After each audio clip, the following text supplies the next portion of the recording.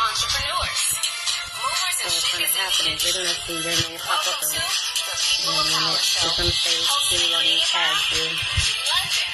London.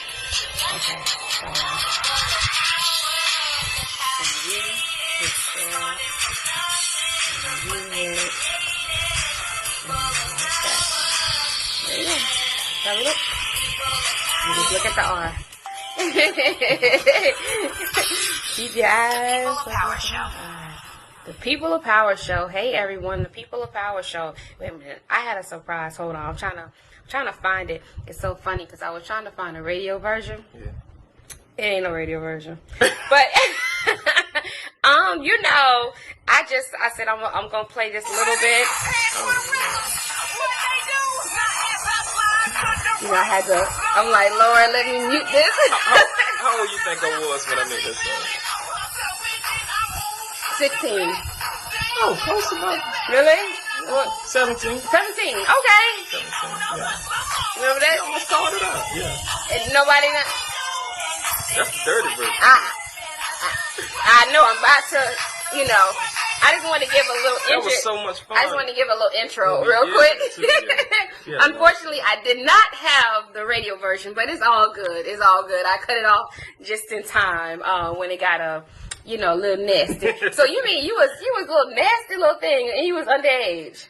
I was a little grown man. Oh, okay. I Man. see with those lyrics. Okay. Now let me ask you a question. When you hear this now, when you hear that, because I know it was a while back. Yeah. Do you feel separated from that voice? Do you feel that person? Do you feel?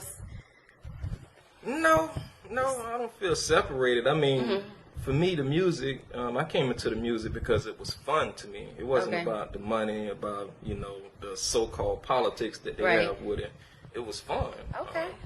I did it. A lot of my homeboys out the neighborhood, they freestyled and did the music. Shout out to my boy, MG the Bad Guy. He grew up with me too.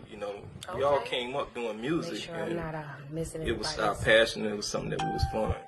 It was fun to us, I know we kind of just skipped all the little intro, but anyway, because, people who don't know me, they were like, who is that girl? Who is she talking to?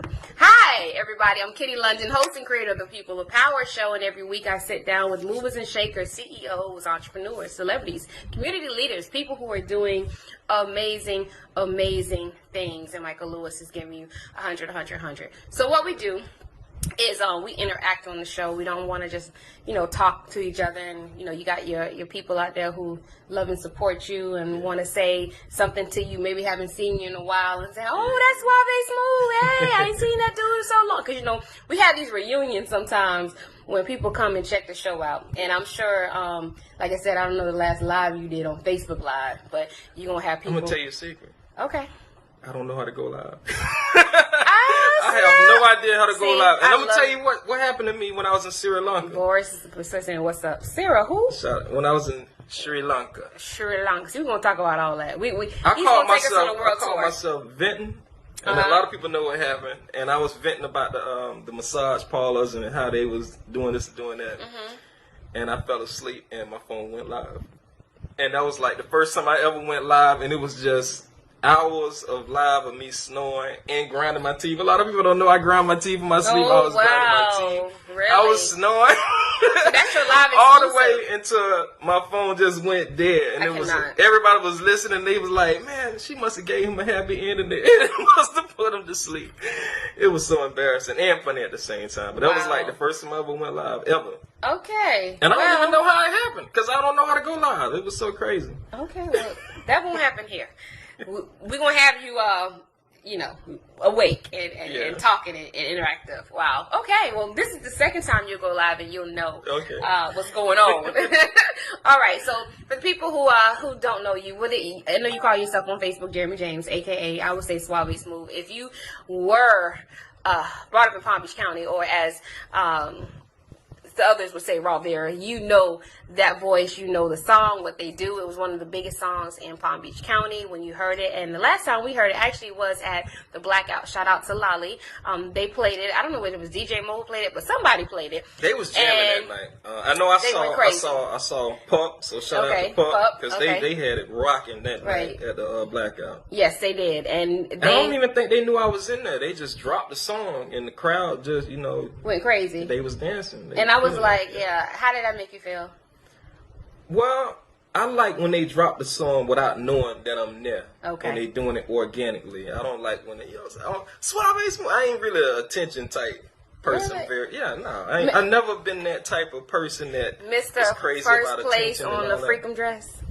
I never been that. Let me tell you about the freakum dress. I went to the club. I got dressed because I know that people get dressed for the freakum dress. Okay. I didn't know nothing about no competition. I was at the bar getting a drink, laughing. A girl came and grabbed me and said, "Come on stage right now to get into the competition." I'm like, "What competition?" And then they gave me a trophy. Oh, wow. And that's exactly how it happened. Greta Jones, look at my fam, looking all cool. Sup, Jeremy. Okay, so let's do our background check that we normally do. We gotta still keep it. I know we kind of skipping all over the place, but it's okay. Owens Joe. Hey, Melissa. You got some good eyes, man. Hey, y'all Melissa. know I'm legally blind. Okay, well, I will read for you. Thank you. And if there's anything that I kind of stutter on, is maybe something I should not be reading, but I'll read for you. Okay, read it. We're gonna read what the people have to say. We're gonna do, and make sure please make sure you share the video. Thank you, Sharon. It's Karen. So what I'm gonna do is, born and raised. Yeah. West Palm Beach. West Palm Beach, born and raised. Yeah. Okay. And what school did you go to? Junior high. Roosevelt Middle School. Oh, Devil. Yeah. Okay. High school. Well, my high school story is very interesting. Okay, go ahead. I knew something was going to be interesting. I went to Palm Beach Lakes High School. I was expelled from Palm Beach Lakes High School. Oh. During the period of time that I was expelled, that was when I actually educated myself, because my type of expulsion, it was because of possession with intent to sell. I was doing some illegal stuff, selling drugs or whatever at school. Okay. So I was expelled at school at the age of 15 from Palm Beach Lakes. And during that time, I did a lot of studying, learning and stuff on my own. Jeb Bush had passed a law called the Zero Tolerance, preventing students from being able to be in school with those type of crimes, I guess. So I couldn't go to school at all for like almost a year, until they changed the law. So I had to go to alternative school. I went to a school called LaSalle Alternative School after that. When I did get back in school, and then something with the law, they put me out of that school. They say, hey, we're not allowed to have you as a student right now. Wow. You got to go back home.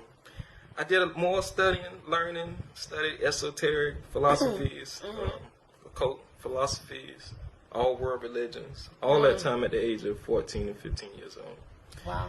And then by the time they did let me back in school, I had to go to R.J. Henley, the private school, and then I made the transition back into public school. Wow. Like around. So you started your stuff early. Yeah, I was a little grown man. Yeah. So all of this time you were still like in the studio and preparing yourself? Both at the same time. Wow. I first got in the studio when I was 14 years old. And at 15, I got expelled. That's when I ain't have nothing else to do, so I educated myself during the whole time. I was doing homeschooling. My dad took me to work with him every single day. So everybody I was working around, they were all grown men, and they taught me things. That was the first time I learned about Toussaint Louverture and the Haitian Revolution. I was never taught that in school, so I was fascinated with the whole story of Toussaint Louverture. So what I was taught by one of my father's Haitian employees, it made me want to go home and research and learn more about it on my own. And then from that, I learned about the whole Atlantic slave trade, and I just educated myself at a very early age, at the age of 15. Yeah. Wow. So just taking yourself back to this moment, because right now, like I said, we have I don't really have a young audience, but I do have a diverse audience. I have parents that are watching who have kids who are 14, 15, and they may be rebellious. And a lot of times they might go back to the show and it's something that you may say that can now give them some wisdom and knowledge for maybe a path that they're going. Because it's a little different now. It's a little different. When they, get expelled now when they're 14 and 15 or do things now, they get jail time and a lot of other things. Yeah. What would you say, like, you tell your younger you? To be young. To be young. Wow, when I was 14 years old, yeah, I'm open. Y'all know I'm an open book. I'm going to keep it 100. When I was 14 years old, I was carrying guns. I was selling dope, sex, all that stuff. When I was 14, 15. When I was 15 years old, we was down in Coco's and the Rolex throwing money. Me and my brothers next to Zopound, next to BMF, Big Meech and all of them. That's what we was doing when we was 15 years old. So all that stuff I see people get excited about, popping bottles of Moet. We was popping bottles of Moet before they had Rosé. So we used to mix the red Alizé with the Moet and call it Palm Beach Passion. And every time we stepped in the Coco's, they were like, they got them boys from Palm Beach. So a lot of that stuff, when they see me out traveling and doing all this different stuff, it's because I already did all that 1,000 times plus more back when I was 15, 16. On school nights where all my peers was at school. I was, we was throwing money in the club, making it rain before that wasn't even a term back then. They didn't even call it making it rain.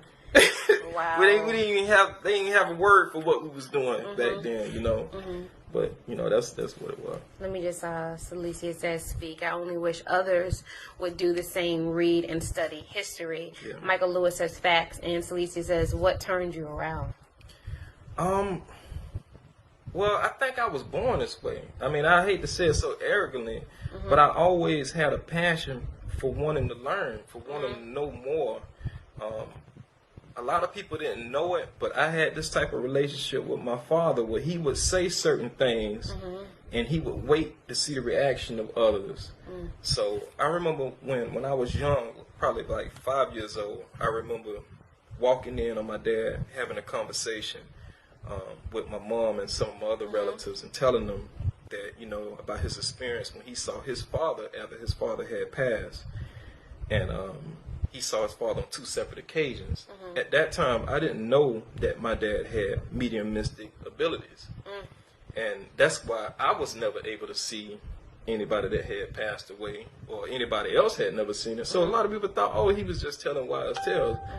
But as I got old enough to not be afraid of it and to talk to him, I learned that he had also saw his granddad after he passed and several different experiences that he had as well.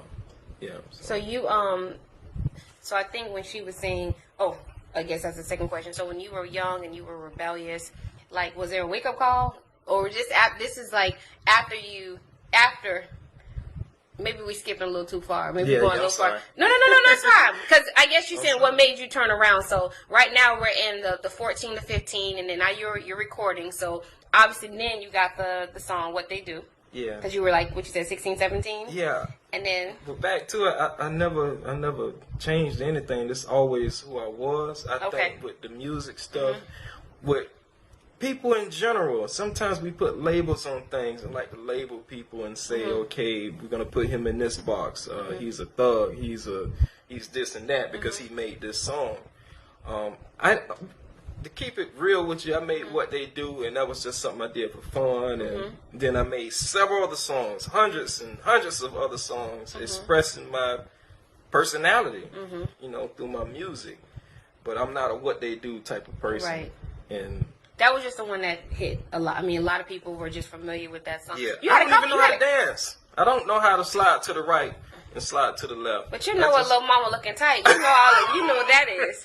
But you know what that is. Yeah. So what was the because I remember back then I was rapping too, and a couple other people, and everybody was like one of that major record deal. Christopher says always been the same from day one. Yeah, Everybody was looking for that major record deal. McGee. And I think I'm sorry. That's all right. I don't mean to cut y'all. Shout out to my cousin A. Elam. That's my cousin. I saw him on the show too. Oh, hey, okay. Team Elam. Shout out. I seen him scroll up too. Yes. Palm Beach McGee. Big bacon from Macon. All right, go ahead. Okay. This is your hour. This is your highlight. Whatever you want to shout out. Yeah. So I remember back in the day, like when everybody wanted that big major record deal. Shout out to Triple J, and it was basically either you, Triple, or oh my God, I don't want to mess up his name, and I'm going to do it. Lord Jesus. It was a lot of people, man. That's what I'm talking about. Okay, 21 Reese. But no, but they were like they were like some key people who were like on the just like about to do it. Everybody was like, "Oh, Suave's moved. We got a deal and everything like that." So, what we talking about it out there? What happened? Like, what you started doing the records? You got signed, right? I got signed. Well, times are a lot different now than they were back then. Yes, back then it was all about the deal. Right now it's all about being independent. Mm-hmm. The first deal I had on the table was with a branch of Universal Records called Motown Universal. It was a single deal for what they do. Yeah, they really liked what they do. At that age of my life, I wanted to be a thug. You know what I'm saying? So you one thing you really care about. I was on some gangsters and thugs type. I was on that. I'm from Palm Beach. I was all, I wanted to be a thug. I wasn't really. What made you want to be a I don't mean that I wanted to be a thug, but I was a teenager. And when you're a teenager, you have it in your mind that, man, I'm invincible. Can't nothing stop me. I got an S on my chest. That's how we felt. Right. All my homeboys was way knee deep in the streets shooting, and I was just in that chapter of my life. So I keep getting off subject. Keep going. No, that's fine. That's fine. You were Universal. Yeah. Motown was the first deal. That was the first deal on the table, and the person who was actually pushing the music, it was TJ's DJs. I remember him. You remember TJ's DJs? Yes. He was the one that actually got the deal, but the deal didn't fall through, and like a couple months after that whole branch of Universal just collapsed. They had an artist from Tampa named Rated R. They picked him up, and then when they collapsed, they lost Rated R, and it's just, how this music business goes, man. Yeah. But that was the first deal. The second one, it was a football player named Trevor Price. He played for the Denver Broncos. One day, we got a call. I got a call from some guy saying that, he got this ball player named Trevor Price. He already has a deal with Universal, and he has a pending deal with a Solemn Warner Brothers. Everybody had a distribution deal with Universal. Yeah, and they wanted a Florida artist, and they think that, I fit the match. So I flew up to Denver, Colorado, and started recording, and then we had the deal on the table with the Solemn Warner Brothers. And that was one of the breaking points with me with that situation, because while I was up there, even though Solemn was telling them, bring out a Florida artist, because they saw it happening. They saw T-Pain was on the rise. Me and T-Pain was like good homeboys back then. Rick Ross, he didn't even have a full buzz yet. Rick Ross even opened up for shows for me on a few occasions down in Miami and stuff. That's crazy, right? How tables turn. They turn fast like that. But they saw it all happening. And DJ Khaled was the main one that was getting ready to blow. So while they was procrastinating, Khaled blew, Plies blew, T-Pain blew, and I was stuck in my deal, and they wanted me to do crossover Midwest music, and all these Florida artists was just booming, and the Solemn Brothers was like, okay, we got to do it. Once they contacted I'm going to keep it 100, they contacted X1023, and it was some individuals there. I shouldn't call them out. No problem. But they I believe they got jealous. They saw what was happening, and whatever they told the Solemn Warner Brothers, it wasn't positive about me, and it wasn't true. I don't know if they tried to say I ain't have no buzz. It was something like that, something that they communicated, and that made them feel that it wasn't really worth fully getting behind. But even though I had already had a deal, it made the situation a lot bad for me. Yeah. Dang. But you have that happen all the time, because you have a lot of people that won't in. They see you. Palm Beach has always been a place that's infested with this crab in the bucket mentality. from DJs, promoters to rappers. It's always been like that, and y'all know it. I mean, it ain't about hurting nobody's feelings. Y'all know it. No, when it's the truth, it's the truth. It's always been a crab in the bucket thing. I think that's y'all for see anybody somebody that's rising something, yeah. and want to pull them down. Instead of trying to help him get up, thinking, okay, if he blow up, you know, maybe he'll come back and help me. But people have that mindset, well, he gonna blow up and he gonna leave. And I had a couple DJs and people like that. They saw me coming up to that point, and oh yeah, he all right, but you know. Check out my other homeboy. He doing this and doing that. You know what I'm saying? And then nobody get on. You know what I'm saying? And it went, says facts. It went down like that. It went down. It was a situation just like that by one song, one single song. They got the record. But I don't know why they want to send it to them. They should have tested the record somewhere else where they didn't really know me and I ain't had no crab in the bucket type people around. Right. And it would have actually. It was very hot. I mean, it's still hot. I mean, they still. It wasn't what they do though. It was some songs I had recorded while I was up there.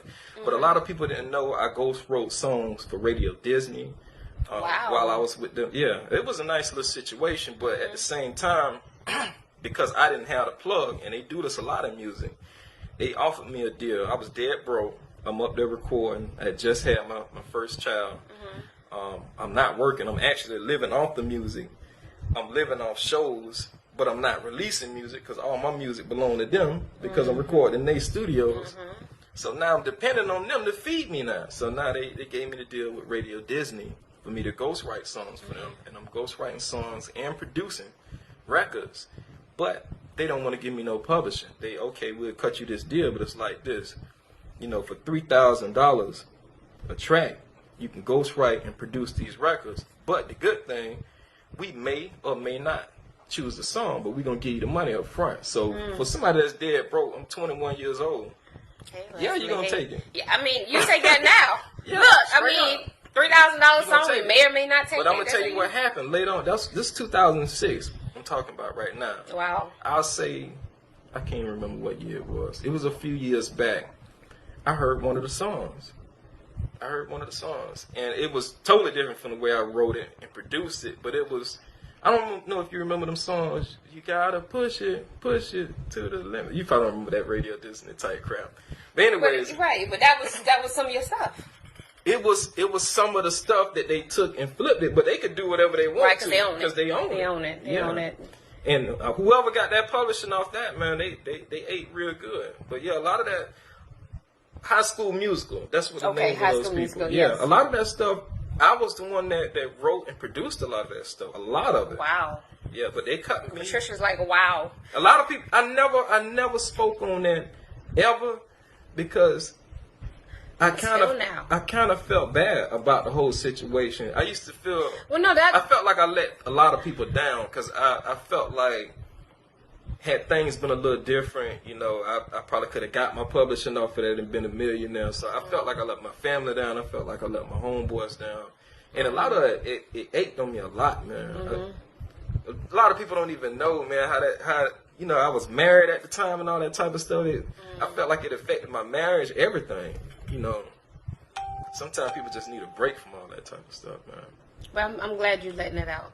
You feel, no, because it's this is therapeutic, and I don't even know if you know, it's even though you're going through and you're reliving it, it's therapeutic for other people. Because let me tell you, when you're that person, when you, especially the creative person, or you're in sports, or you're whatever, and you're that person that people are kind of depending on to get them out of a situation, you know, because, you know, we have the breadwinner, or we have that's the person next to blow, so they're going to get us out. That's a lot on that person. Yeah.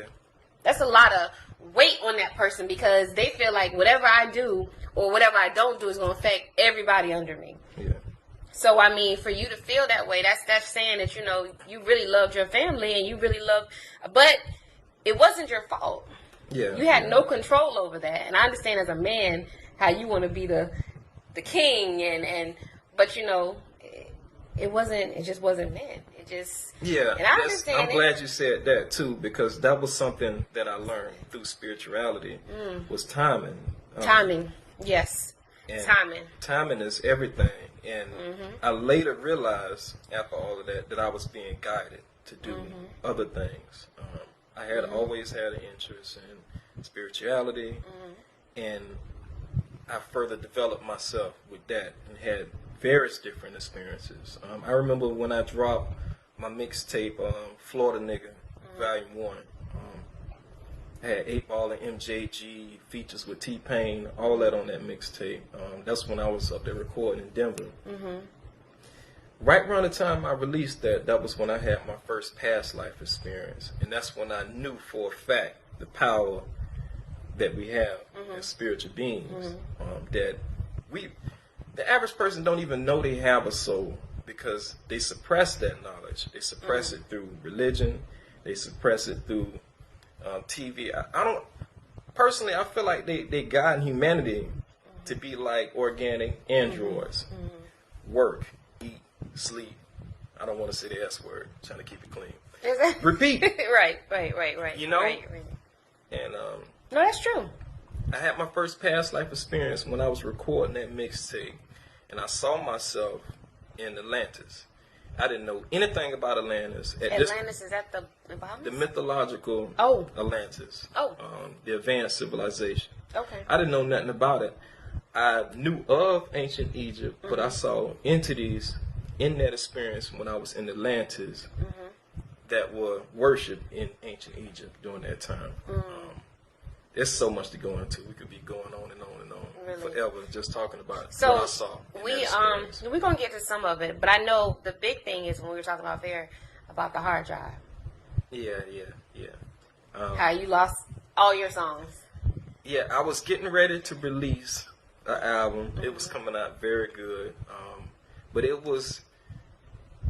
This is just my own personal opinion. It was portraying one aspect of who I am, not who I am as a whole. I know the album would have did good right when I was in the middle of it. Excuse me. And I always produced and wrote my own music. The hard drive crashed. I had my Fruity Loops on there. I had all my sounds on the hard drive. Everything gone. All songs, everything just crashed, gone. And for an artist, that would make you go depressed. It'll make you very depressed because it's all your stuff. It felt like all your stuff. It felt like that's like house being burned down. It felt like the entire universe was working against me. Here I am. I done went through hell. Got myself. I done built myself back up, and I'm getting ready to hopefully make a breakthrough again. And then bam, everything gone. Everything gone. Everything gone from scratch. So in order for me to get it back, I gotta go and buy a whole bunch of. Everything was gone, and yeah. You were like kind of done at that point. I mean, it was. Did you feel? You felt defeated, obviously. I felt very much defeated. Very much defeated. Yeah. So where you pick up from there? Well, I realized I found out that my dad wasn't doing well. That he had cancer. I went to go and visit him, and from that point, I started studying about holistic health and how to help him fight his cancer. I probably found out that he had cancer Halloween, and he died in January. Wow, so it was really aggressive. Well, I just didn't know. Okay. He didn't want anybody to know like that. Yeah. So I dealt with that. That took me away. Even you were just getting more. You were just like blows and blows. Right after that, I cut my hair off, and not that they had anything to do with anything, but it was a transition. I cut my dreads off. I had long dreads. Probably right after I cut my dreads off, about a week or so. Not to say that it all had something to do with each other, but probably did. I lost my marriage, so I went through all of these transitions. So Mary Elamson, Jackie. Hey, Jackie Catches. Hey. But no, but this is when I tell you. What's up, cuz? People don't realize. People go through stuff. But transparency is so. I'm gonna tell you, transparency is so therapeutic. A lot of people want to make it seem like they kept it all in and they just kept up this persona and they didn't go through anything. And it's like, how do you all go through life like that? Like that's you got to have high blood pressure. You got to have something because it's like you keeping all that in to keep these people. You know what I'm saying? Not knowing what's going on. But yeah, exactly. And a lot of people like, man, come on, man, drop another club banger, man. Right. Do it for the club. Do it. I almost said a cuss word. Man, F the club, man. F the club. I'm trying to help my daddy live. You know what I mean? I'm trying to keep my marriage. Right. You got all this type of stuff going on, and you want me to entertain a club? You want me to coon for people in the club? Come on, man. Mm. You know, people really have a real life outside of this. I never was a Suave Smooth what they do type of person. I was never no Suave Smooth what they do type of person. I did that because that was just something that helped us entertain. You know what I mean? But that wasn't who I was. Hell no. So when do you like Queen Sade is giving you hearts and loves? Yeah. So when you're going through all of this, I mean, music, your dad, your marriage. At night, what are you saying to you? Like, first of all, I'm gonna commend you that you didn't take your life.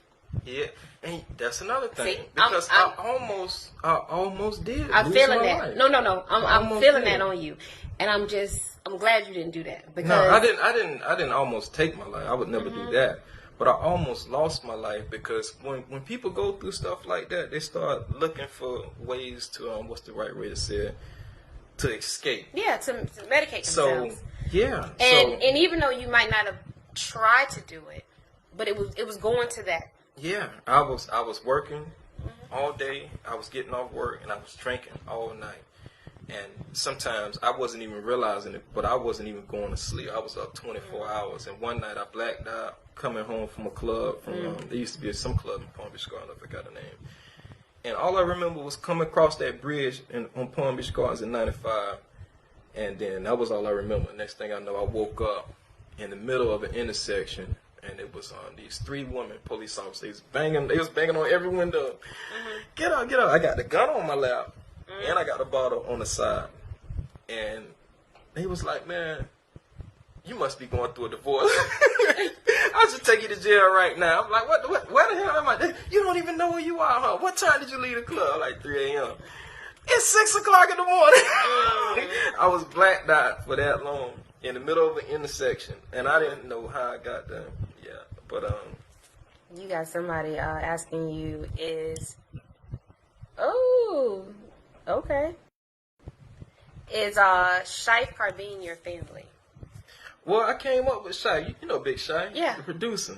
Yeah, you might as well say Shife is family. You know, okay. I mean? We came in together with the headquarter record things. Yeah. Okay, because someone asked that, so I just. Yeah. Okay.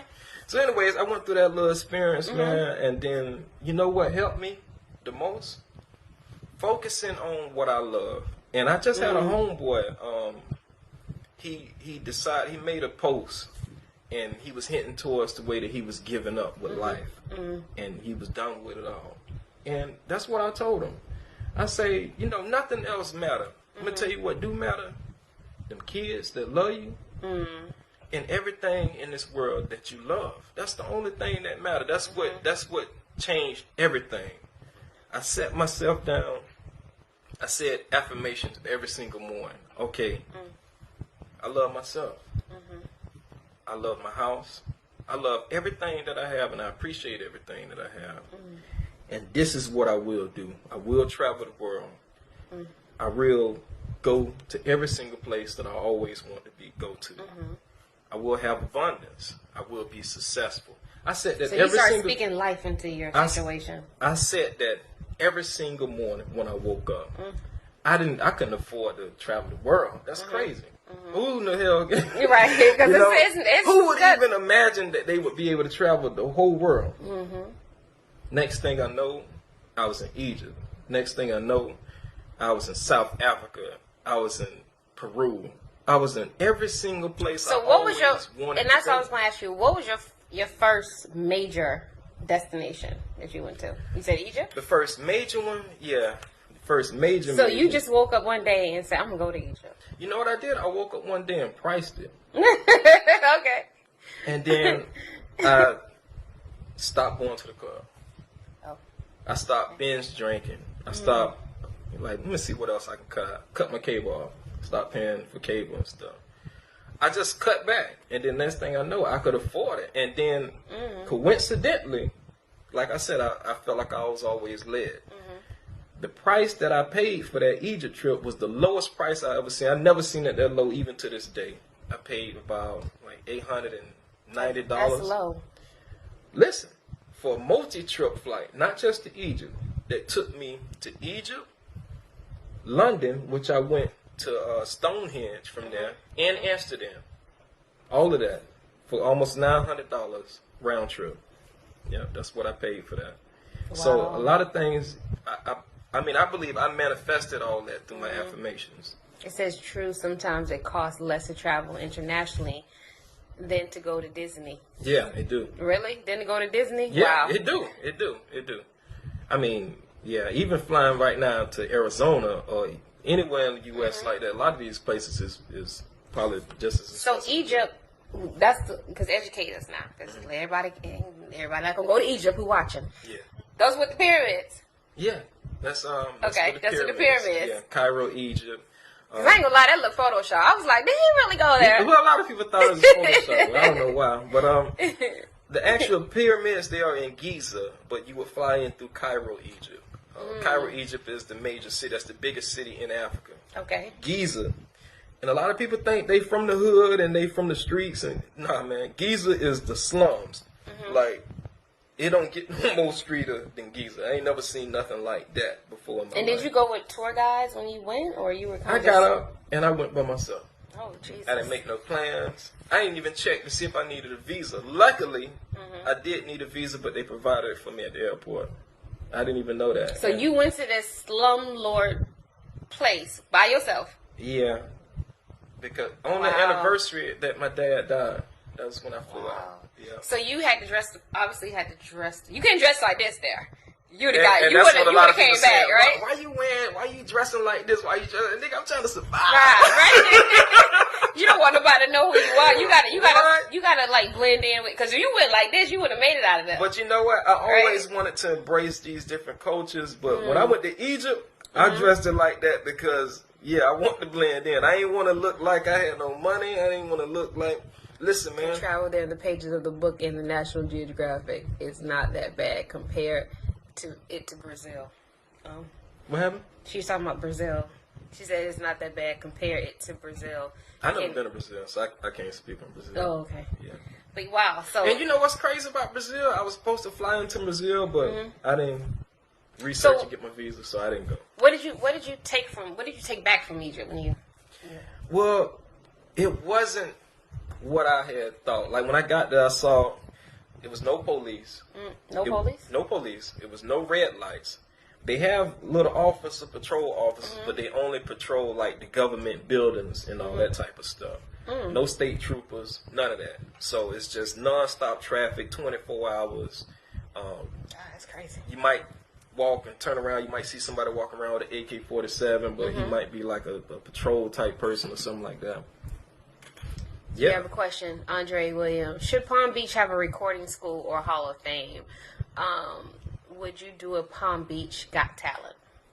Would I do it? I wouldn't do it, no. I mean, but I would go to it, but I wouldn't actually put it together. That's what I mean. No, I wouldn't be the one to put it together. But yeah, I think everybody need to have, places and things and opportunities like that. Palm Beach Got Talent. That would be nice for everybody. But I just wouldn't do it myself. Right. I'm just gonna keep it 100. Yeah, but I'll definitely go and attend. Yeah. Right. Judge or something like that. Be a judge. Yeah, both of us.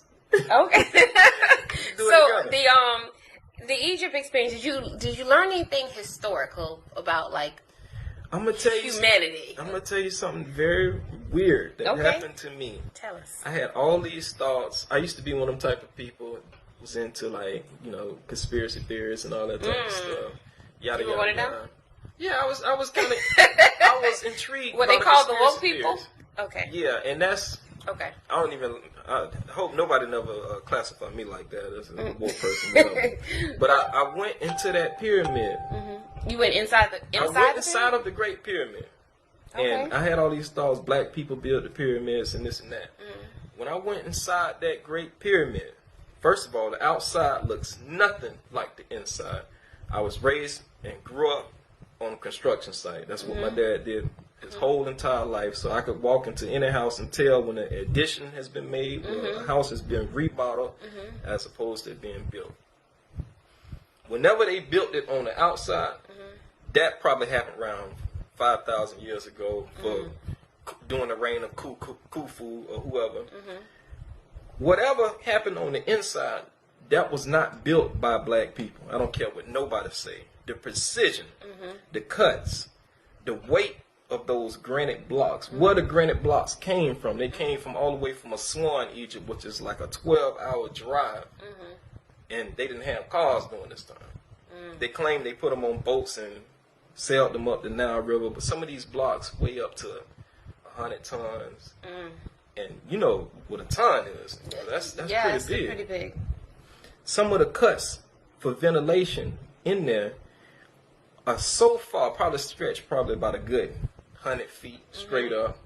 Who could have an arm that long to cut a shaft for air ventilation like that? You would have to have an arm like Stretch Armstrong or something to even cut it to begin with. So the mindset of the entities that built that and then aligned it with the star constellation of Orion, of the Orion's belt, that's what it aligns with. The purpose of why they built this, no hieroglyphics in the pyramids, nowhere. You know, they talk about, you know, black people and slaves built this.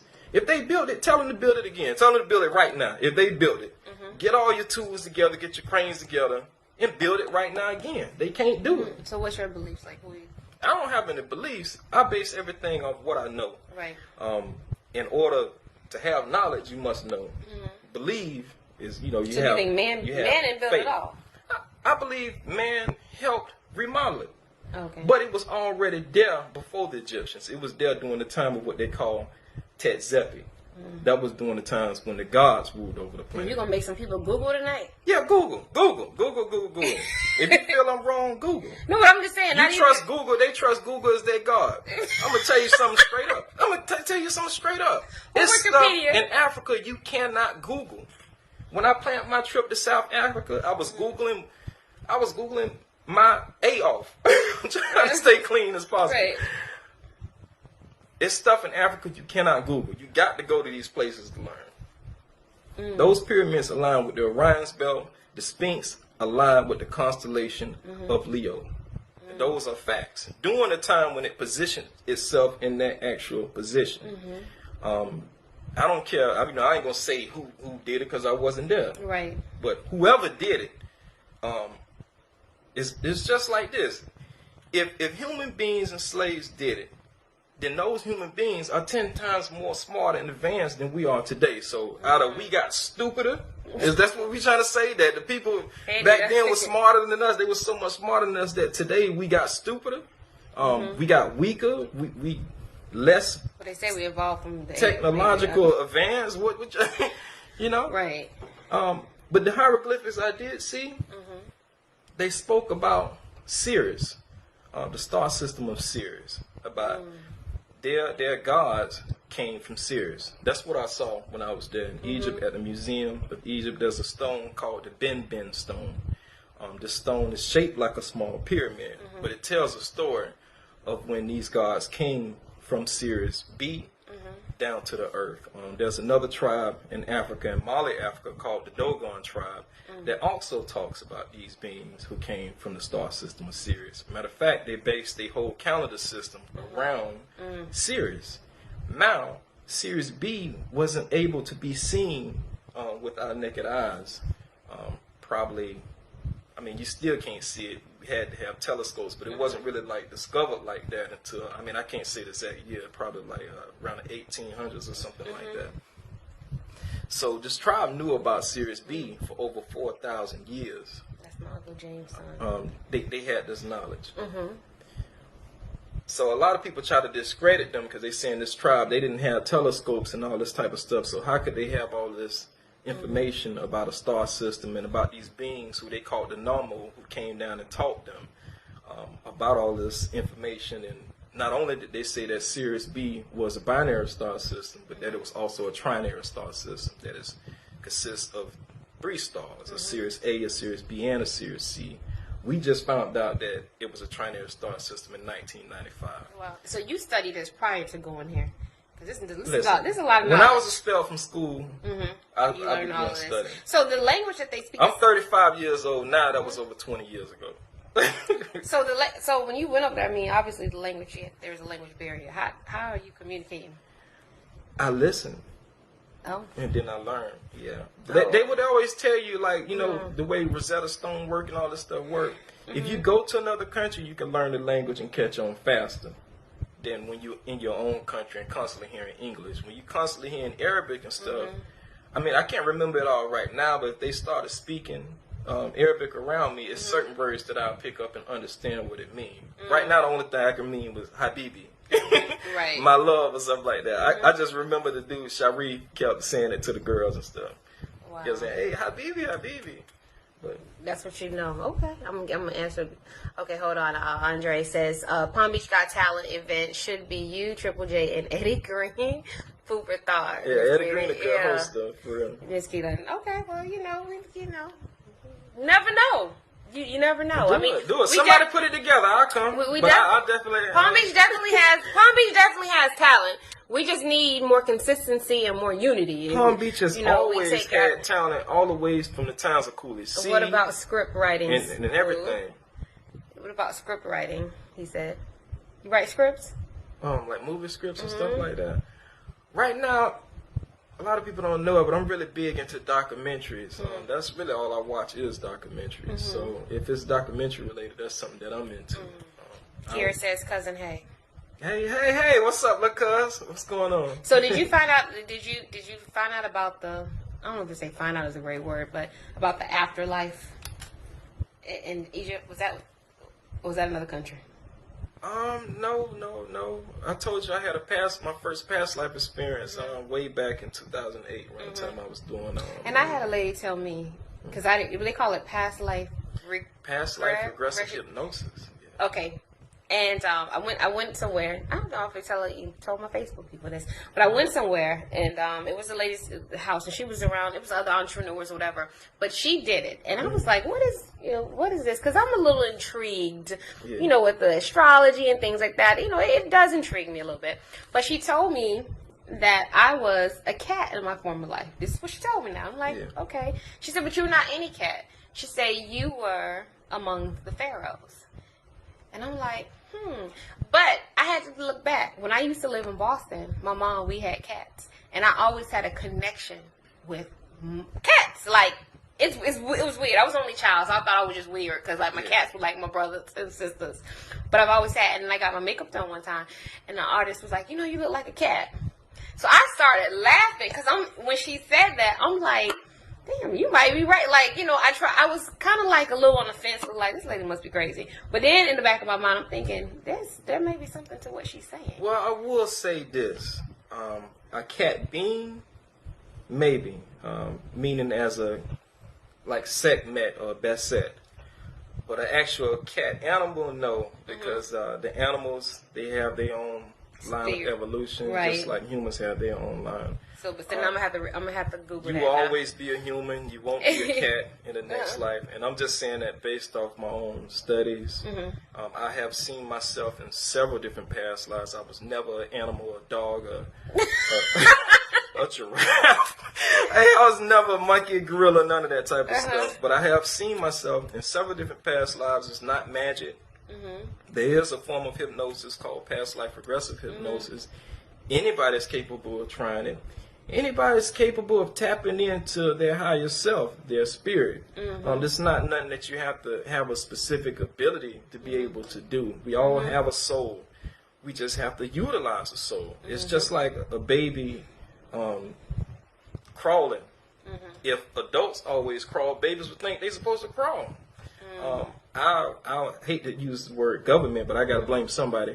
Our government don't teach us anything about our soul. So right now we spending our whole lives crawling when we could be utilizing telepathy, we could be utilizing teleportation, we could telekinesis, all of these different things we could be using. No one here even knows about human beings having a sixth sense, a seventh sense. We only know about our five senses. They speak the knowledge. Hearing, seeing, smelling, tasting, feeling. That's all we know. And that's the same back to that cycle I was talking about. Eat, sleep, repeat. And that's the way they want you to be. Once you get into the sixth and the seventh sense, no one can control you. No one can manipulate you because now you can become clairvoyant, clairaudient. You can perceive what they're going to do before they even do it. Wow. That's deep. Yeah. Well, we all are deep. We're being trained and taught not to be deep, And to being be shallow. Being shallow. We've been taught to be shallow. Tap into your higher self, your calling, But we shouldn't even have to tap. I mean, you see, you don't have to tap into your eyes to see. You don't have to tap into your ears to hear. It should just be that natural. Kitty London, he's always been very different. Really? That's good. Me too, Anita. My shades on. Listen, me too, Anita. There's nothing wrong being different, actually. But we need people like this to, educate us and enlighten us. And because, again, like you said, we are programmed to kind of just pass the time, and it's so much more that we offer, and we can offer this earth, but we just don't, because we're so desensitized to everything. We're like, oh, we're just, like you say, eat, sleep, get on Facebook, go back to sleep. But there's more to life. And I like what you said, because I don't want you, because he didn't freak me out. But I remember we were talking about, you said there's how do you, I don't want to say it, I want to say it in your words. Death does not what? Well, the actual physical death doesn't exist. The soul lives on. I don't know how else to say it. I'm not here. I mean, we're taught, but and this is your beliefs, and I mean, like I said, but we're taught like we're taught like in the Bible that because you will be afraid, and it's not even about what you're taught. It's about the fear. They want you to be afraid. They want you to have that fear. Be afraid of death. Most people are afraid of death because people can control you through fear. Yeah. Fear God. Don't love God. Fear God. Why? Become a God-fearing person. Why must you fear somebody that you love? So that we could control you. And I'm not speaking, I come from a very strong Christian family. I mean no disrespect to anybody that's Christian. But it's all about fear. And that fear, these words, that come from man. Controlling people through fear and stuff like that. Well, obviously, with this generation, we ain't fearing nothing, because we're doing I everything. I don't fear my mother or my father, no matter how many times they discipline me. I love my father and my mother. I will always love them. My dad scolded me all throughout my life, and I love him, for doing that, for making me a man. So love is more powerful than fear. We don't need fear. Fear is a low vibration word and act. From fear comes several different things: hate, jealousy, all of this stuff reverts back to fear. And all we need is love. So when you were in these other countries, like what did you see their beliefs about the afterlife? You smiled when I said that. Why? Because everybody think it's so different when it's not. It's all the same. From every single culture that I visited, everyone has knowledge of the soul in separates. That's what's crazy. Everybody has knowledge of the soul. No matter how they explain it, everybody has the knowledge of the soul and the spirit. When I spent my time in Peru with the Inca tribe, as well as the Shipibo tribes, everything that they taught and explained to me was about the power of the soul, and that the soul lives on. The physical body dies. When I spent my time in Indonesia, when I spent my time in Indonesia with the Balinese shamans, it was the same thing. It was about the power and the ability of the soul. When I was in Cambodia with the Cambodis monks, it was all about the soul. Everybody has this knowledge of the soul inside of us. We talk just, you're going to die, you're going to burn in hell. Yeah. If you make a mistake, I mean, that's just what it is. And then, so, in your beliefs, so we know. Because I this is a conversation, unfortunately, I don't know, maybe somebody might say fortunately, but unfortunately, I'll just say it like this, for most people's thought, especially here, we all have to die. The physical part of us has to go. Of course, the soul will live on. I think that's the scariest part about death, because it's that afterlife. We don't know what's on the other side. We're only told certain things. Nobody has come back, or I guess most of us who are not in that heightened sense have seen people come back to tell us what, you think about like Lion King, and that's a lot of that's biblical. Have you seen Lion King? I haven't seen the new Lion King. Did you see you saw 94 Lion King? Yeah. Okay. So when Mufasa told Simba that he's always around, just look in the sky and you'll always see me, you always hear my voice because I live within you. Yeah. That's kind of, I know we're running out of time. Well, go ahead. I have to get this off my chest. I've had people go to town in 30 minutes. Go ahead and talk, child. I have to tell this story. Okay, tell it. I had an experience. When I did my detox, now my soul is living free. Chevalier. I had this experience. You seen the movie Black Panther? Yes. Okay. 4 times. Good. Okay. Did you see that scene? What's his name? T'Challa? Something like that? T'Challa? When he went with the dad, the forefathers? When he was there with the dad. Yes. That is a real ritual. That's called Hosa Dream Brew. It's nothing like, it don't look nothing like that with the colors and stuff like that. But the overall concept of it, you take this drink and you drink it for 3 days. And between the third or second day, you have the dream that connects you with your ancestors or allows you to lucid dream. I experienced that. My experience was just as simple, just as similar to the experience that he had in the Black Panther. That experience was so personal for me because I went into that experience expecting to just lucid dream, and I never really spoke on this experience because it was so personal.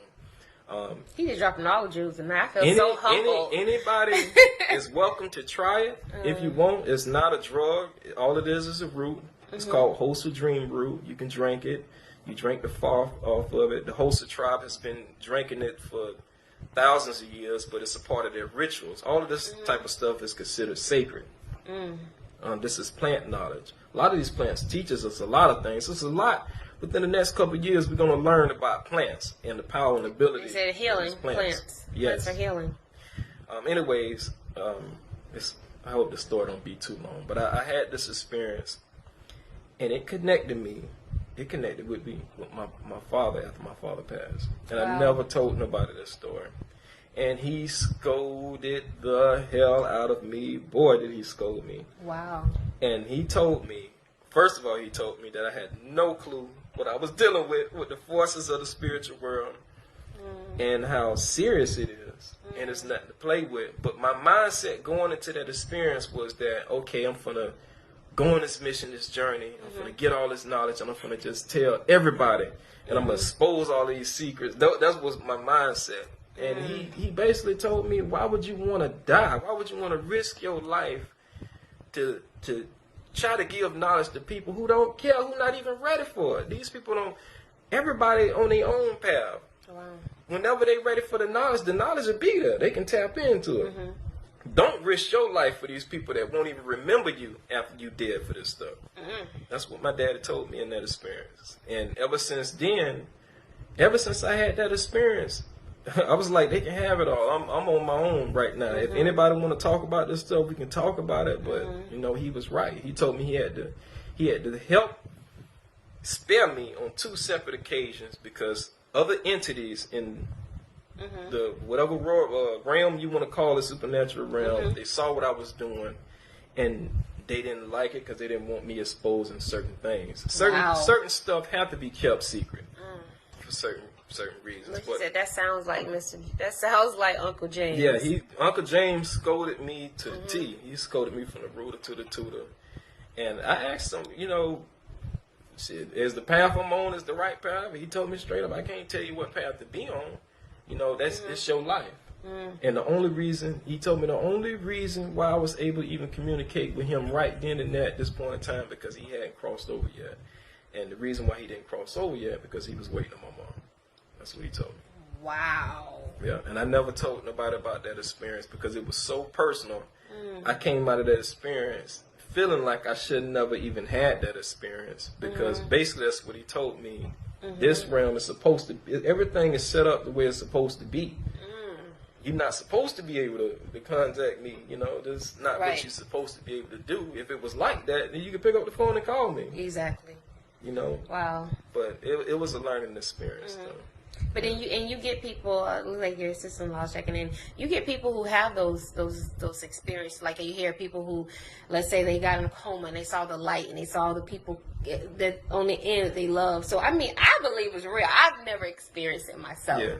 But it has to be some real. I can tell people how to experience this stuff if they want to, because it's not hocus pocus. It ain't like, you know, it ain't. It's, trust me, everybody that came out of Haiti, everybody that came out of Africa, everybody know this stuff is real. I mean, we all play and I don't believe in this. If you don't believe in it, then it don't exist. All of that's foolishness. It's like that's just like saying if you keep learning, you're gonna go crazy. Well, why do black people do each other like that with all this stupid foolishness?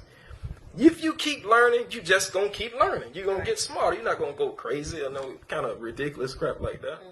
Everybody should keep continuing to learn. We should keep continuing to grow and continuing to evolve. We should know that we have souls, and we should know how to utilize our spiritual ability through the power of our souls. Everybody should know that. What place do you think that people should visit, like on their bucket list before they leave?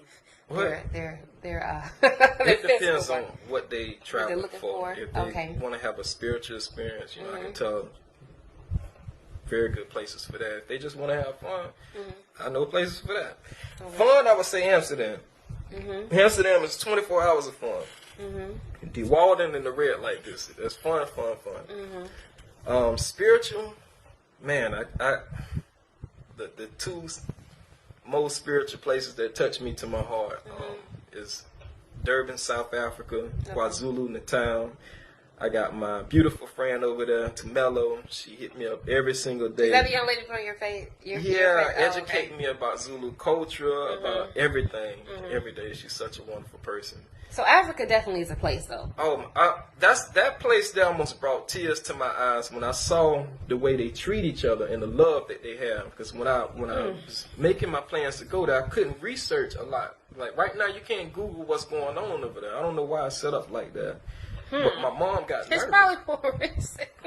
Well, my mom got nervous like that too. Like, man, you know how we are, how our people are. You know, so don't go over there wearing your jewelry and don't go over there doing. She was nervous, and it kind of made me a little nervous. Because I think what happens is the way that Africa is portrayed. I mean, we only see the skinny people, me begging for food. You know, we don't see. But like my aunt went and she said they had jerry curls. They were rich. I mean, there's certain part. And it almost make you mad because it's a level of brainwashing and mind control. The way that they do us. And they show all this kind of crap, and it's nothing like that at all. When I got there, nobody asked me for no money. Everybody offered me stuff. Everybody treated me like family. I never been treated with that much love in my entire life by a culture. Never. Never.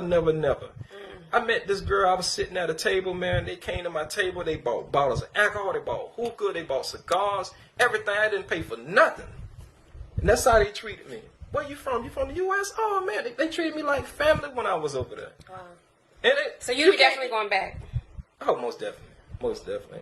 I wish I could take my mama back over there. I wish I could take everybody over there to show everybody what it means to be an African American.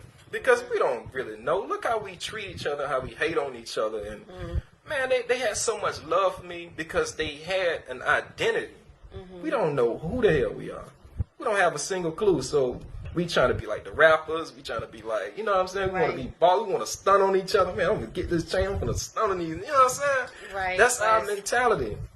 But why, though? You know? It's way deeper than that. I was there amongst the tribe, man, and I posted this, too. They had one piece of corn. I was there with the young Zulus, and they were sharing a piece of corn. And when it got time to the end, he was like, here, man, I saved a piece for you. You want some? I'm like, no, I'm good. He's like, you sure? You can have some. And it was corn that they grew, and they was all, you know, they was giving me the last that they had, you know, and because they figured, you know, I was by myself. They didn't want to leave me out, even though they didn't know me. Right. You know what I'm saying? But that's the kind of love that they have, and we need to learn that. We all need to learn that. We all need to go there and learn how to be Africans. We don't know nothing about Africa. We don't know nothing about the culture.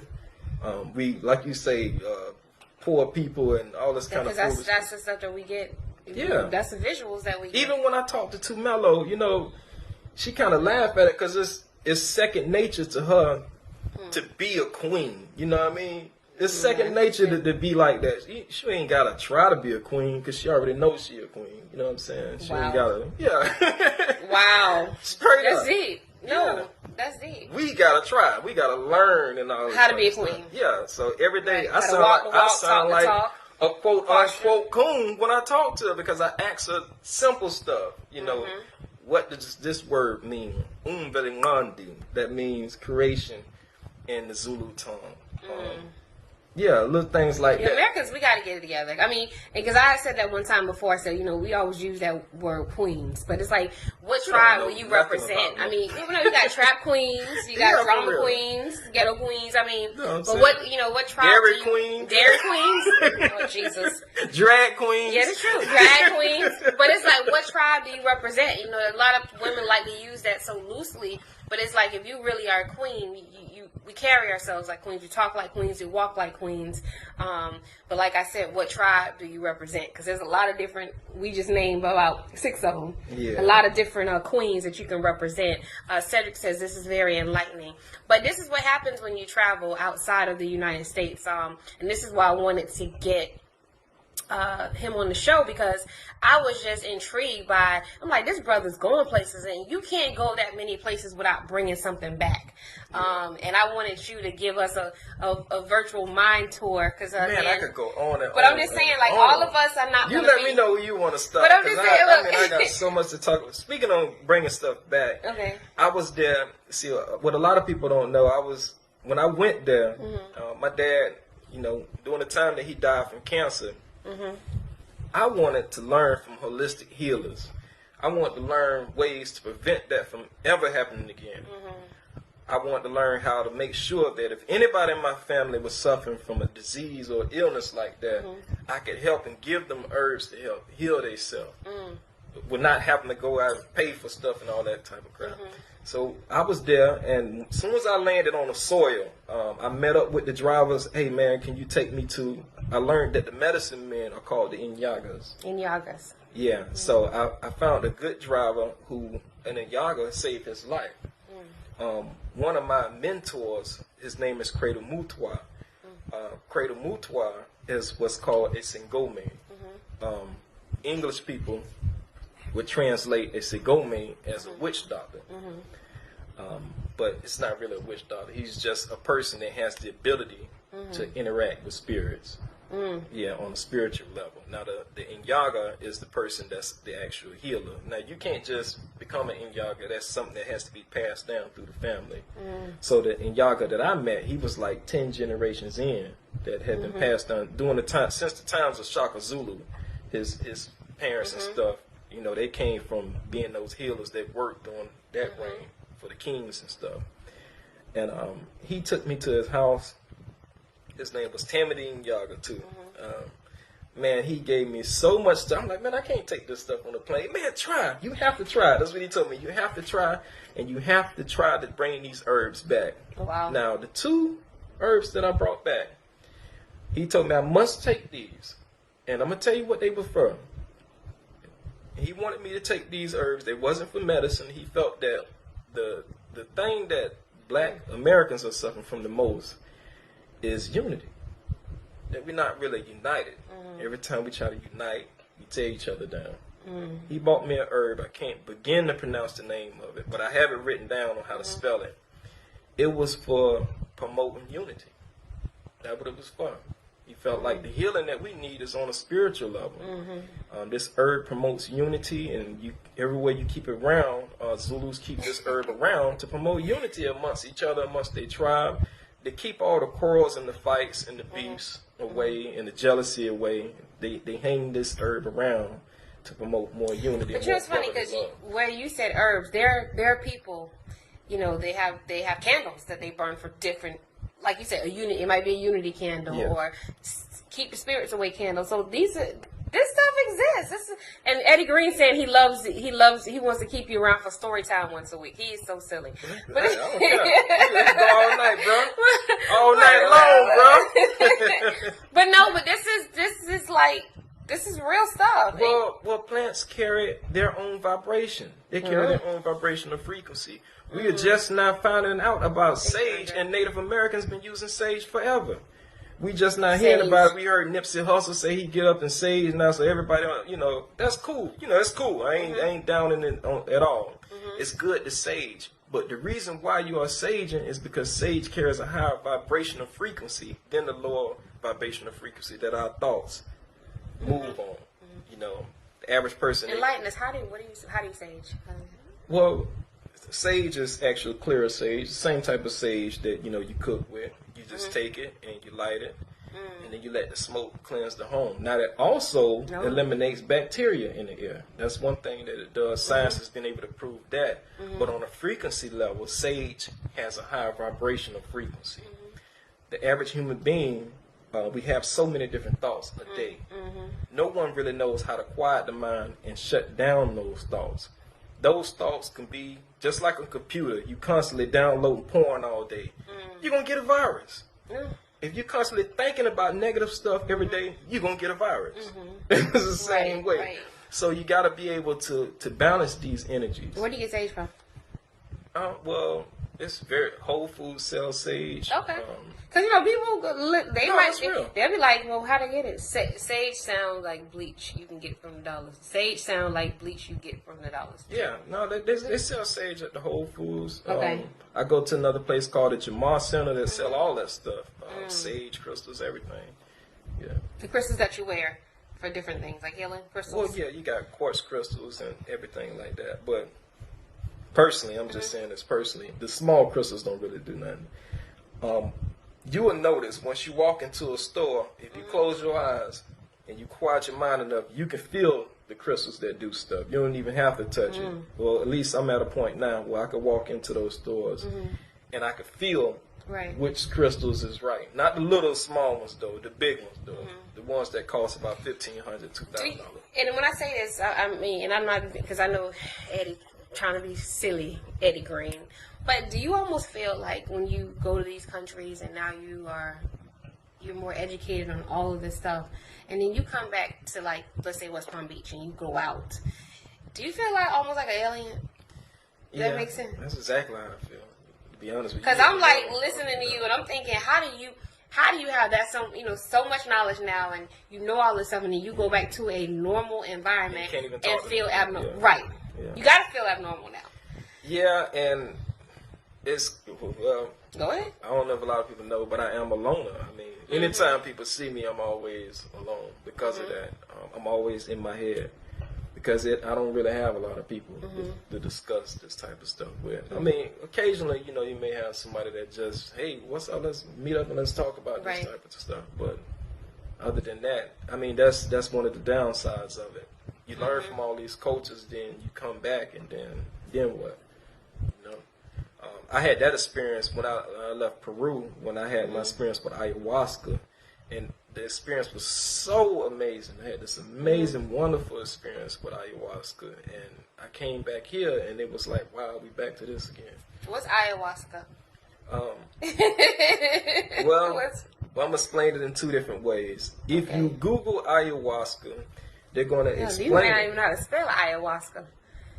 Okay. If you Google ayahuasca, I wish I had a way to type it in right now, but if you Google it, they're going to explain it as a hallucinogenic brew. That's the way they're going to explain it. Because, and I learned this in that ayahuasca experience, even though North America, we considered the superpower, the most advanced nation in the whole world, we still have a lot to learn. We don't know everything. We know nothing about the spirit world.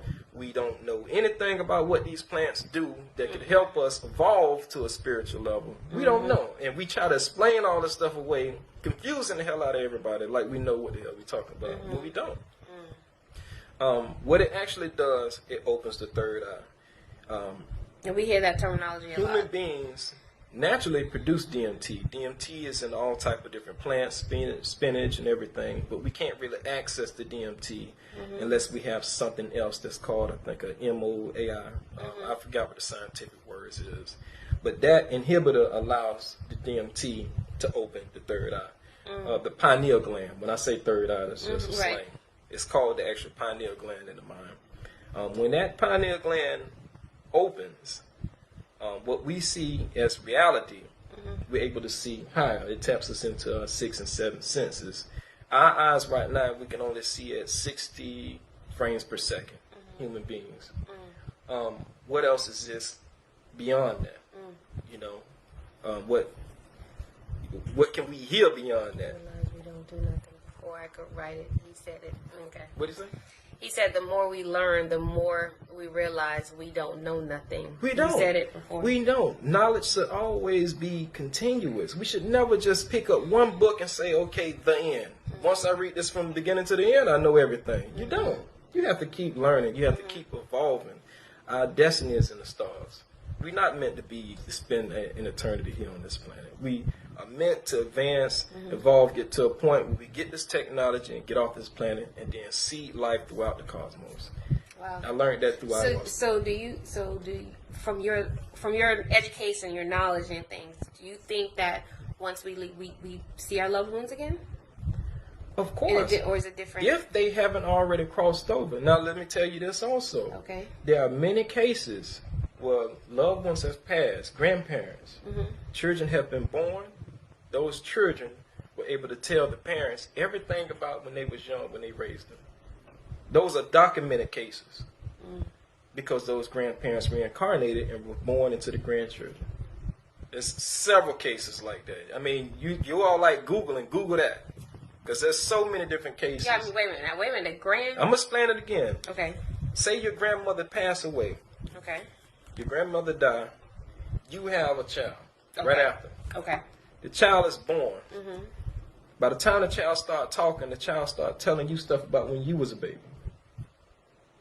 Oh, so the grandmother. You know what I'm saying? Oh. The child starts telling you stuff. So when people used to say, because you know, in joking, people say that baby been here before. Yeah, exactly. And it's several cases. I'm not talking about one case. It's several different cases when that has happened. And these children remember, but the parents keep trying to, that ain't real. That ain't, we can't do this to children. Let these children tell their story. Let these children remember. They even got surveys now. Someone might be so advanced now. Where they testing certain things. My daughter showed me this. She had this type of app or something where she would play a sound. And she was saying, did you hear that? Do you hear that? And I couldn't hear it. And then she'll play it for my other daughter, and she could hear it. Showing that adults can only hear it at certain frequencies that children can hear even further frequencies than these adults. And she proved it to me. My daughter music, she proved that to me. She played, it was a frequency, a sound, and when she played it on her phone, her and all my other children could hear it, but I couldn't hear it. I mean, I was like, there's nothing playing on there. And then she played on my girl. She was like, yeah, I hear it. But that was a survey thing. Andre Williams, are there secrets to sounds? Are there secrets to sounds? Well, I won't say that there are secrets, but there's just sciences and knowledge that we don't know about. We should keep continuing to learn about these type of That's things. a good question, David, because I was going to ask him too. For people who like when they leave the show, and they're like, okay, you know what, Suave he's saying something right now. I want to become more spiritually enlightened. I want to become more educated. He's asking, where should people start? We share a lot of BS. Share something we should start, and that's true. Where should we start? So I would make it just as simple, and it may seem difficult when I say this, but it's not. I would start with your own intuition. That basically means start wherever you feel. Whatever it is that you're real passionate about knowing, start there. You don't have to start with, deep levels of meditation. You don't have to start with past life regressive hypnosis. Start whatever I'm saying. If I'm saying anything that resonates with you, start there, because it's something about that that's guiding you towards it. Like I was telling you, we all are guided to do certain things. it makes me feel dumb as hell. It's no right or wrong way to do anything. Yeah, real knowledge. Thank you. You can take your time and learn this stuff step by step. You don't have to just I got to learn this. I got to learn that. I got to prove to everybody that I'm Right. But everybody has a different walk. Everybody has a different path. I think one of the key things is one, and this is like obvious, even if we can't afford to go to Trinquois in Egypt, start going to other places besides Florida and the club and just, like, I would say start embracing other cultures, because that's where it can start as well too. Because again, when we see how other people live, we see how we're not living. Yeah. So I would say maybe start traveling more. Well, this is reading. This reading. is what I do on a regular basis, because life can get chaotic. I mean, you can have friends die. You can have to go to work, and work could be chaotic. You can have issues in your relationships. So what I do, I go on nature trail walks, and I might get to a point that where the space look clean and it's shade, and I might take my shoes off and I ground. I ground and I connect with the earth. And I walk barefooted a little bit by myself. Or I do that on the beach. I go for walks on the beach. I stick my feet in the water, and I sit down and I close my eyes. And I may go into like a 15-minute meditation. Practicing on how to eliminate all thoughts just to connect. And it's relaxing to me. It ain't got to be about, expanding your consciousness. It could just be about just relaxation, just connecting. Right. And Simple since I was going to ask that too. Since start with meditation. Felicia says I definitely meditate on the beach, Kel. Since Eddie's trying to be funny with his start at Popeye's Chicken. Do he know what his house at? Eddie, come on over here. Then you got something to say. Listen, so that's my brother. Right. But speaking of that, when you came from these different countries, because obviously, you had to eat the food. And I mean, I don't know how that was. But when you came back, did you say, like, I can't eat none of this stuff now that Americans are eating? Well, I'm going to tell you a secret. Okay. I'm a fat vegetarian. I'm dead serious. I've been vegetarian since 2013. And, well, I just shifted towards pescatarianism. I'm sorry. About a year ago, I started eating fish and lobster and all that type of stuff. Oh. But most commonly, I'm vegetarian. I don't eat no red meat and all that type of stuff. So that's difficult when you go to China. And I'm going to just tell you my own personal I couldn't opinion. eat go in China. The food in China is disgusting. That's why I couldn't eat go in China. If I got any fortune cookie me, please. Any Chinese friends, I don't care. I don't care how you feel. That food is nasty. Fortune it's cookie. Disgusting. Fortune cookie me, please. And it stink. Well, but no, then there's that. The Chinese food over here is delicious. The place I go to, Hong Kong Wacom Community, that's good.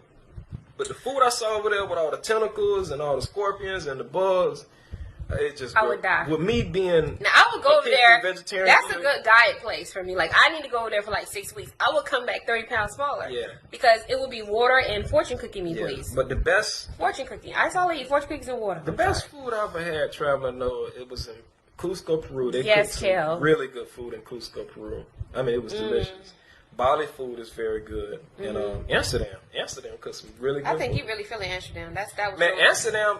All Amsterdam. I ain't gonna. Yeah. Have you been to Dubai? I spent my birthday in Dubai. Okay, because let me just say, no shade, but all the black people are going to Dubai now. That's like the last 2 years. Well, let me tell you this: since the black people are going to Dubai, do not go to Dubai around my birthday time, which is during the month of Ramadan, because everything. What month is Ramadan? Is June. I think it starts at the end of May and ends like towards the end of June. Okay, because you got to educate our people. We don't know what Ramadan I is. can't tell you the exact date. Well, Ramadan was that was for the month. For the why everything expensive? No, because it's an Islamic state. Everything is closed. There's no partying. There's no clubs. They're not selling no alcohol, and everything closed at 6. It's like Sunday every single day. Just like how our shopping centers close at 6. The hotels don't play no music. And you know what's weird about it during Ramadan? And I'm going to keep it PG as possible. While I was in my hotel, all you could hear is people having sex. That's it. Well, that's all they could do. It was boring. I mean, you got to be in set 6. What else do you do? And they tortured me. I was there by myself, and that's all I heard. The music was off, and that's all I heard was the sounds of people being nasty all night long. Eddie's so silly. Yeah. Give us a great African dish. Oh, but you know what I learned about the Zulu culture? And this is actually funny, too. I learned this the very first day I got there. They do not deal with fast food. They don't like fast food. They don't like dealing with restaurants. They prefer to cook their own meals. So it's hard to find good African dishes, South African, because they stay home. At least you got to stay with somebody. They cook their home food. So I only had real Zulu food when I went to a place called Fezule. It's like more of a Fezula. It's like more of a tour thing to educate you about Zulu culture and stuff. And they cooked the food, and all the food was organic. Everything was organic. That was the best food I had there. But they don't really. or I mean that I know of, that I saw, I didn't see no Zulu restaurants. Everybody, the culture is to cook your own food. They don't deal. One of my tour, I went on a tour. The tour guide told me that they put out several McDonald's. When they try to open up McDonald's, they try to open up Dunkin' Donuts and all these different places. They went out of business because the Zulus wouldn't eat at them. And they do have a British population there, but it's not as populated as the Zulus. Wow. Yeah, so do you have a book in you? Do I have a book? Like a book I'm working on? That you gonna write one day? I think somebody said that. Well, actually, I put all my material together and I still have it for a book, and then I realized that a lot of people don't read books. But yeah, I have about 3 books that's already done, and I just haven't published them. And I realized that a lot of people don't read books. A lot of our people don't read books, but a lot of people still read books. There are a lot of bestsellers that are still out there. Yeah, so I had a dream, and I saw myself doing several documentaries. Well, that's true. And I saw the perspective I saw in the dream was that I was able to get the point across faster. Yeah. Like I could do it every single month. Yeah. And I was like, damn, that make a lot of sense. But yeah, anyways, I got all my material together for at least 3 books. I just haven't. Andre says, why do you think our media blames every disease on Africa? Well, that's part of the plan. That's a good question. Why do I think that? I think they're hidden treasures there. And it's just my personal opinion. For some reason, they are very jealous of Africa and Africans.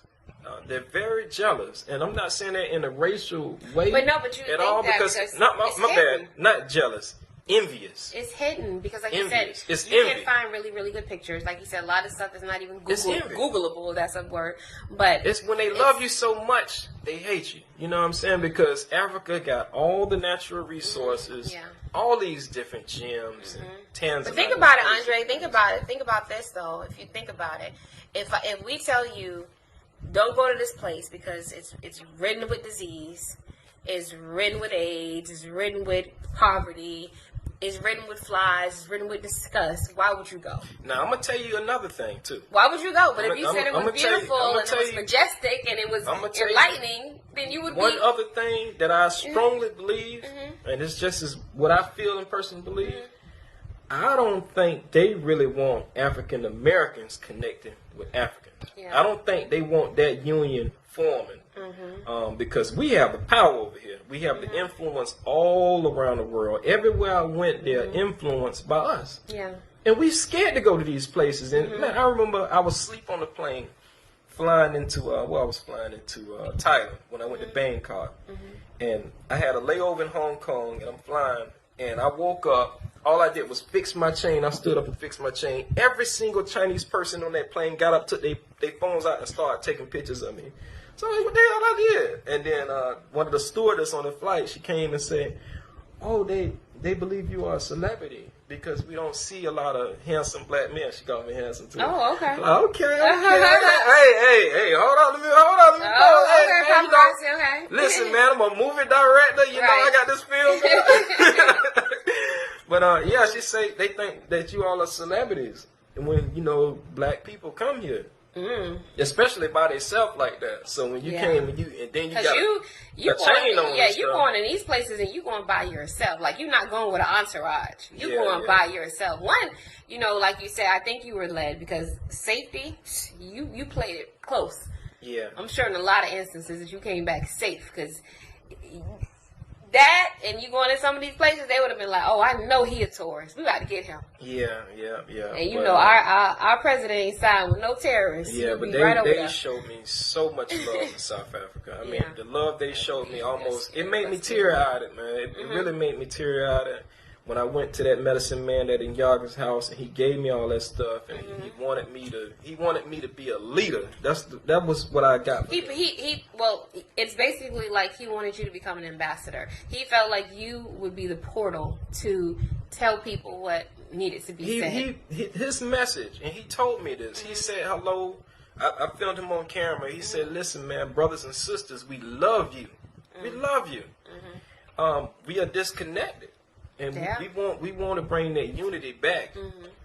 We want to give you this culture, and that's what I had came there for the culture to learn. We don't know anything, man. We don't know anything. It's so much to learn. So much to learn. So you gonna go? Are you gonna do any more music? Is the music? I know music is still in you. Obviously, it never left you. Just kind of. Well, I told you about what happened with the hard drive crash. Yes. Coincidentally, I don't believe in coincidences. I'm just saying that for people that may believe in that. About a week ago, not even a week ago, just last Friday, a friend of mine, he inboxed me and told me he had a laptop for sale. On that laptop, it had every single sound that I had lost when my hard drive crashed. Wow. I don't know what you want to call that. You can call that God. You can call that the universe. You can call that the cosmic creation, whatever you want to call that. But I call that people of power. I call that people of power, right? Yeah, everything I lost.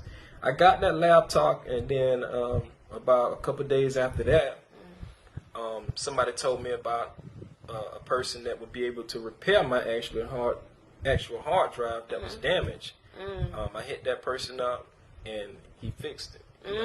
He just hit me up yesterday and told me that I got it fixed, and that all you need is a sleeve for the hard drive, and once that sleeve come in the mail, you'll have everything that you ever lost back in 2013.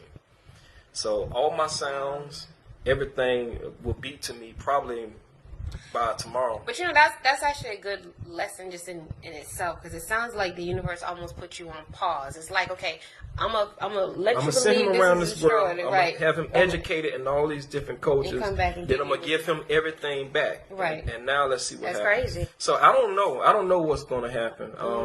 When I pick up my hard drive from my dude, shout out to Goldfinger, because he fixed my hard drive and saved my life. I'll see what happens from there. I don't know. Got to really do it by yourself. Yeah, name another person that did that. David, exactly, because that's my boy. Shout out to Bill. That's Mr. Bill right there, takes man. True ambition to go somewhere by yourself, not be intimidated by culture, not fear, come back better than you left. Yeah. So that is definitely universal. And Eddie Greens, as you think, what? I think Smooth should do a song with Yolanda Adams. Oh my gosh, that would be dope. Yeah, I don't care. We can do whatever. Yay. We can do whatever. But anyways, I was schooled by monks that took me in and accepted me as their brothers. I was schooled by shamans that took me in and accepted me as their brother. None of these people made me feel like I was the black guy. Right. Not one time I forgot about But I hear race doesn't even exist in other countries. It doesn't exist. It's all mind control. It's all set to keep everybody divided so that you can control people. That's what it's all about. It's just a game. It's all a game. Nobody made me feel like I was the black guy. When I spent time in Switzerland at this author from a book I read over 11 years ago named Billy Meyer. His life story inspired me so much. It created change in my life. Wanted me to learn so much more. So I decided, I wrote him and got in contact with his team, and I went out there to go and see him for my birthday. Wow. Went to his house, got lost on the way. When I got to the point of town where he lived at, in a place called Schmidt-Rudy, Switzerland, nothing was in English. I'm at the train station, lost, can't read German. All of a sudden, I saw this beautiful white woman sitting up here, blonde hair, blue eyes, Snow White. I mean, like she had never been exposed to the sun or a black man ever. And she came over, she translated the stuff for me, and she said, "You missed your bus. It's probably not going to come for another 4 hours. I'm going to drive you all the way over there to his house." I tried to offer her money. She wouldn't take the money. Wow. Yeah, so but like Christabella says, she said, you are protected. Do whatever the verse leads you to do. Yeah. So I mean, I told you, guided, yeah. Guided. You, but he said that before. So we went over, but it's all good. I mean, like I said, I think what's needed. You dropped some jewels you never dropped, so I feel honored and humbled. I think the world is going to experience more of you, whether it's, I guess, through documentaries or more music, obviously, because now you got your stuff back. You can get. I honestly, I don't know what's going to happen.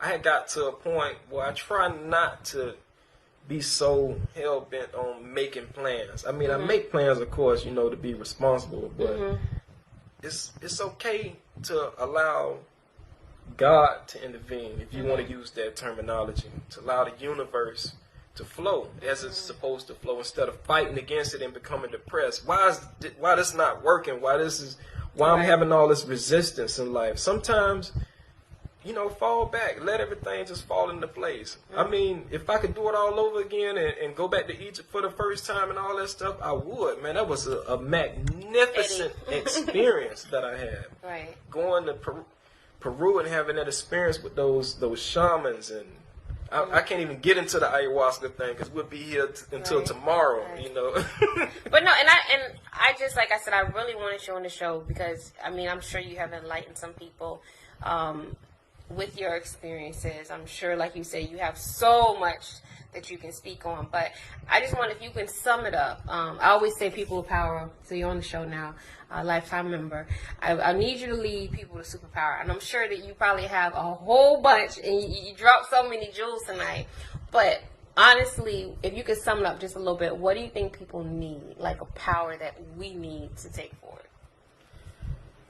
I think they just need to be themselves, man. I think they just need to be original and to disconnect from trying to fit in and follow these trends, because someone is controlling these trends.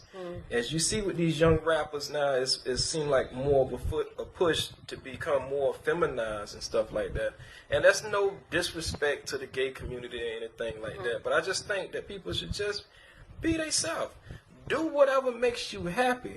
Success is being happy, finding happiness within yourself, being whole. Take some time to separate and just finding out what makes you feel whole on the inside. If you're in a relationship and that relationship is giving you hell, this person is trying to make you be something you're not, get the hell out of that relationship. You don't, listen, man, when I got out of my marriage, and trust me, no disrespect from me and my ex-wife, we're not enemies, and I still love her. I love my kids. We respect her as the mother of my children. But that was the best thing that ever happened to me, for me to get out and be my damn self. And go out and experience stuff that I wasn't able to experience being in that situation. That's just the facts. Right. So I think people just speak the truth, big just facts. Straight up. People just, get the, whatever holding you all back, why keep letting it hold you back? Go live your life to the fullest. For real, this ain't about having money and all that type of stuff. Yeah, you can get money and all that type of stuff, but even if you ain't got money, get out of these toxic situations. And toxic situations. It ain't worth it. It's not Great worth job, Jeremy. Felicia. Knowledge is power. This is Smooth. Next album should be named James the Great. You definitely got a fan. They just want to clown on me. That's what they want to do. Yeah, but I believe the next album is going to be full of enlightenment. I believe that we're going to see a more mature I know one thing. When the album do drop, it's not going to be about doing this for this crowd, doing that for that crowd, doing this because this DJ, listen, F all that. Okay. We're going to do it. We're going to have fun. You want to be on the album, you can be on the album. That's what it's all about, man. Being creative and doing it for the love. Yeah, it's okay to get the money and all that type of stuff, but if you're going to be doing anything in life, you got to have some type of love behind it. If you're going to be a rapper, do it for the love. If you're going to be a ball player or whatever, have that love and that passion to do it, man. Then you get the money. The money will come. And that is, oh my God. Listen, man, don't get it twisted out here. I'm not hurting for nothing. You know what I'm saying? I'm not hurting for nothing, man. I'm good, man, when it comes to the money. I'm good, man. And I'm good because I'm happy with the little bit that I have. That's why I'm good. Cedric, thank you. But you know what? Let me just tell you, it's true because that's a testimony for me. Like, even when I started this show over a year ago, I started with the radio. And the whole big thing was, at that time, for me personally, I'm very competitive. And I've always been competitive. There's nothing wrong with that, right? But it was like, everything was based on likes and views and things. And I had to actually, because a lot of people were coming up with shows and doing different, and I had to sit and kind of analyze myself and say, well, Kitty, you didn't do it for likes.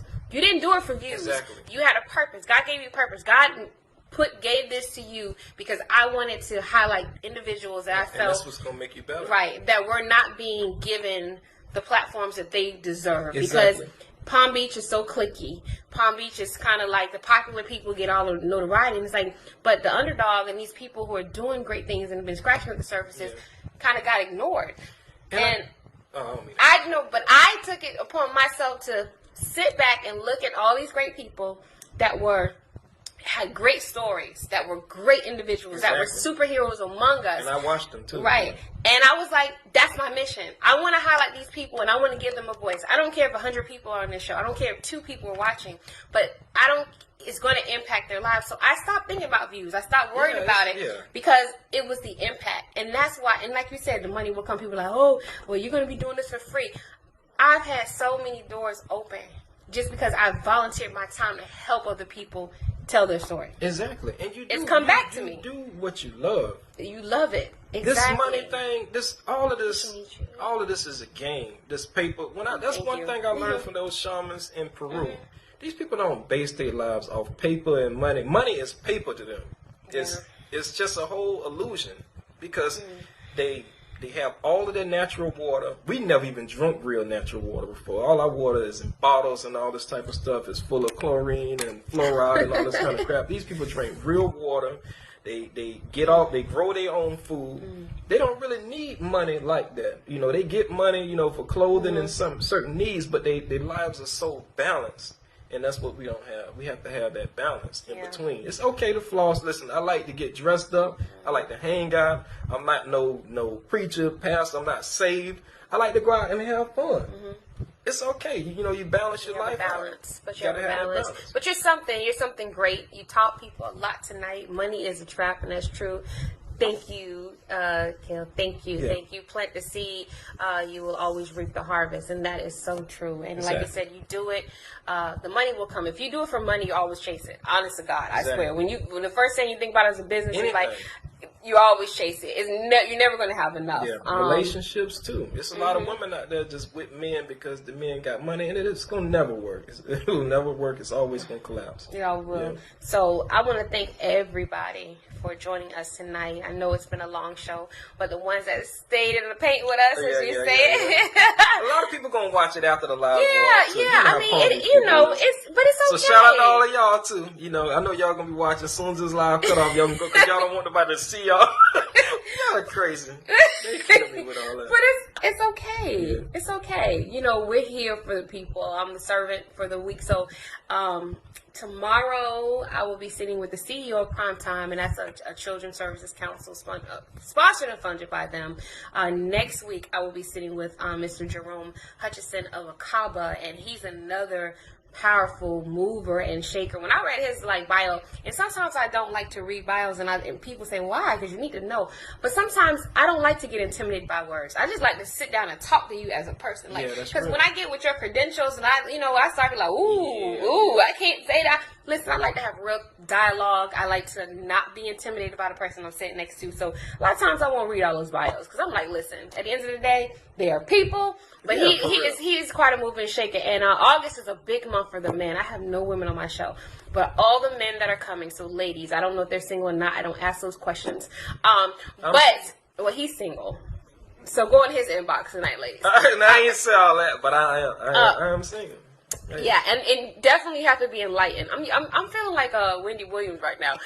You cannot be dumb dealing with him because he will dish you in Listen, I don't discriminate because some people discriminate, but some people speak to people to learn. Coming with all that knowledge, you can't deal with a. No, because a lot of the people that I speak to, they really come to ask questions and stuff. Thank you, Anita. Thank you. Nice show. Thank you. But yeah, I knew it was going to be a nice show because, like I said, I felt it. And I'm just led sometimes to call out certain people for interviews. I don't know. It's kind of weird. I kind of do it weird because a lot of people are like, you don't have so-and-so on your show. You're going to do so-and-so. And it's just, like you said, I'm led. Exactly. And I made a great decision tonight to listen to my inner self by having you on. Intuition. My intuition. I thank you for saying yes because you could have said no. So I thank you. But everybody, please make sure you share this video. Follow this guy, James Jeremy, on Facebook. Check out my YouTube channel too. It's brand new. It's not a whole lot on there, but I'm putting it together very way better than Wendy. Thank you, Nakia. And Nakia Phillips, look what I am drinking. She brought me a cup when I came, Nakia Phillips. We have a great show. She enlightened. We talked about the JJs and the health of. Wow. Yeah, it was really good. really good. But yeah, see, look what this cup says. She believed she could, so she did. That's right. Exactly. That's the way. I am sipping out of my mug, honey. As long as you have a humble mind and open heart, you will go far in life and relish. Yes, you go, girl. And that is true. So like I said, what I got out of this show mostly is people travel. You, like you said, you make sacrifices. Travel is not cheap, but if you do some research, you can find some good flights. Sometimes you have to make sacrifices. He cut his cable. I don't know if I can do that. But I don't watch TV. Yeah, I mean, but maybe less wigs, ladies, or less nails, but travel, come back more enlightened, teach our people. I think when we learn things, it's our obligation to pass the baton. I don't think we should soak up all the knowledge and just be selfish with it. Exactly. And that's why I do this show too, because I tell people all the time, I sit with these people I could have just got you by myself and got all this knowledge. Why be selfish? And I can't lie, sometimes I get kind of scared to really talk about a lot of stuff. Because some of the type of stuff that I experience, I'm just giving you just the most PG rated version too. But a lot of stuff get pretty heavy indeed, though. Yeah. Well, it's progress, and you're gonna, like I said, your YouTube channel, you'll start kind of unpeeling the layers and get deep. Yeah. All right, so thank you everybody for joining us, and we'll see some people tomorrow, and I'll see the rest of you all next week. Yeah. Bye bye.